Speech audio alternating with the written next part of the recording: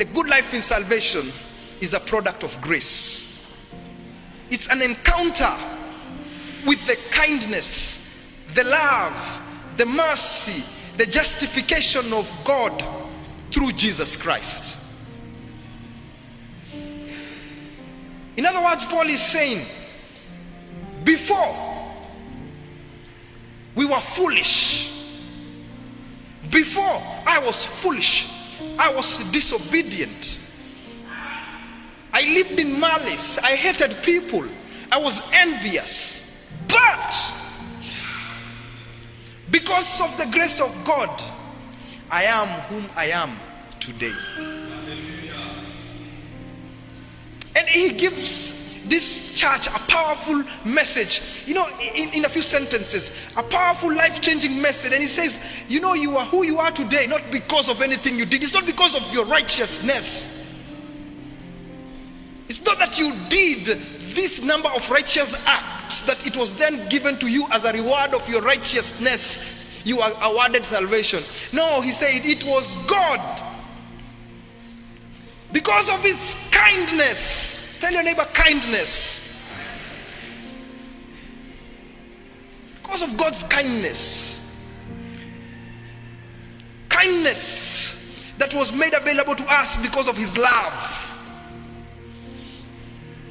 That kindness offered to us because of love was released to us because something else was withheld from us. What we deserved was judgment. What we deserved was wrath. What we deserved was death. And therefore, when God withholds something that we deserve, we say it's an act of mercy. So we received grace when we encountered the kindness and love of God that manifested itself in mercy.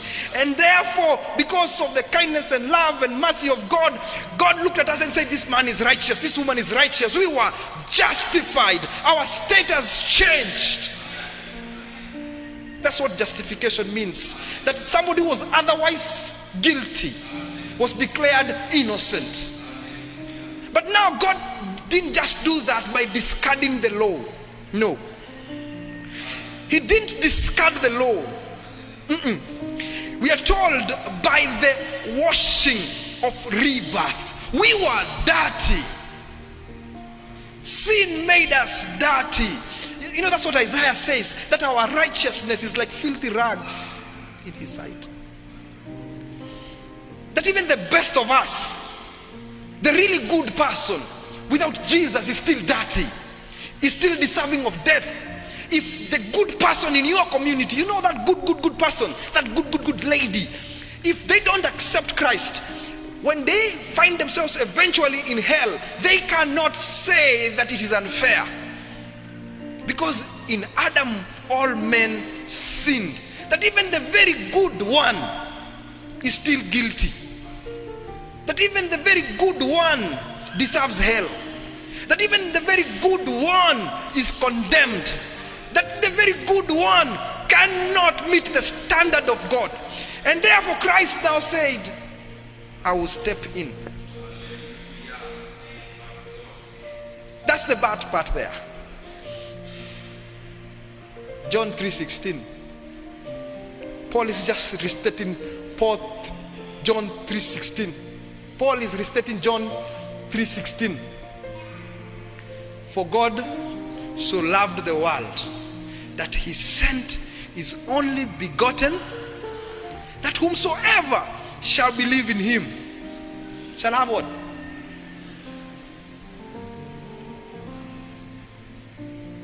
The love. How was it expressed? Not in a woishe. God didn't look at us and say, woishe. Woishe. Huyu ni handsome, afai kwenda hell. It was not a woishe thing. The sin had to be paid for. The sin had to be paid for. And he looked and he saw there is none of them that can pay that debt.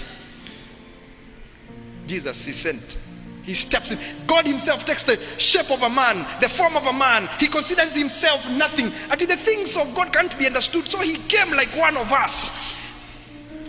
And he takes on your blame and my blame. He hangs on that cross. His blood is shed. He dies. He pays the penalty for my sin and your sin.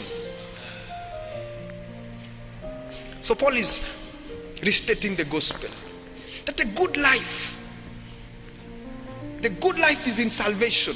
And how do you get it? By the washing of rebirth. That when you believe that, you are born again.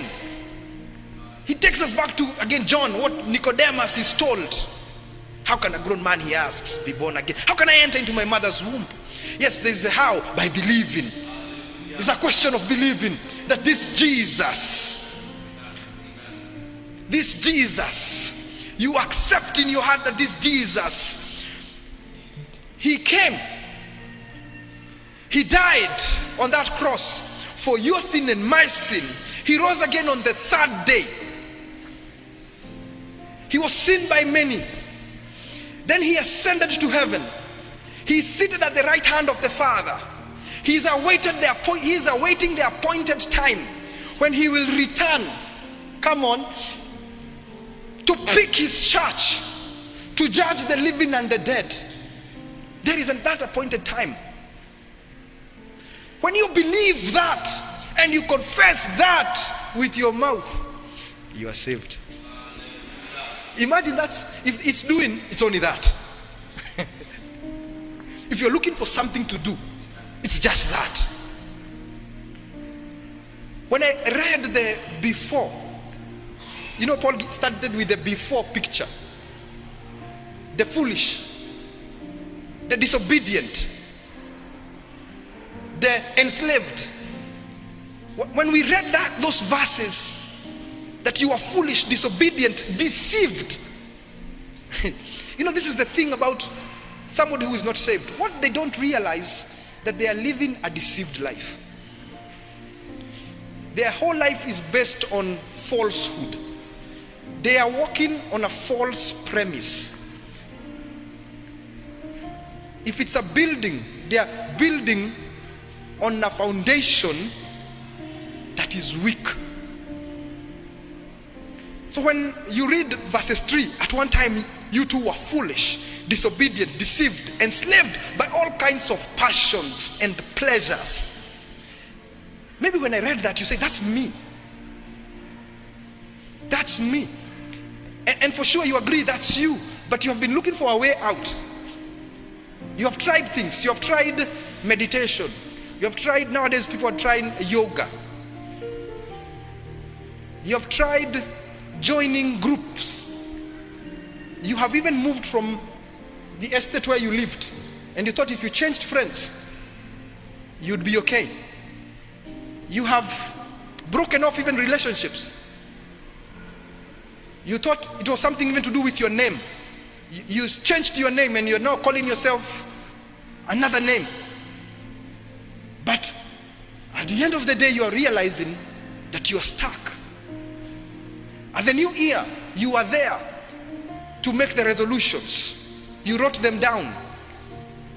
You even listened to the false preachers, and they said if you confess something so many times, it will become your reality. So you have been confessing, sitakunywa pombe tena, sitafanya tena hivi, huyu mzee nitawachana na yeye, hiki kibaba nitakitoroka.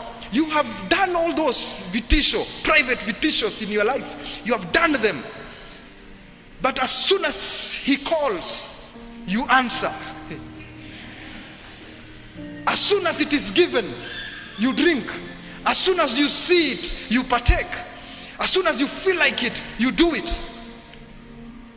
Slaves, I'm telling you, if today God gave you lenses of discernment, God gave you that gift and you walked around with it, that when you stand with a person, you can discern the spirit that is at work in the life of somebody. I'm telling you, it could be a heavy burden for some of you.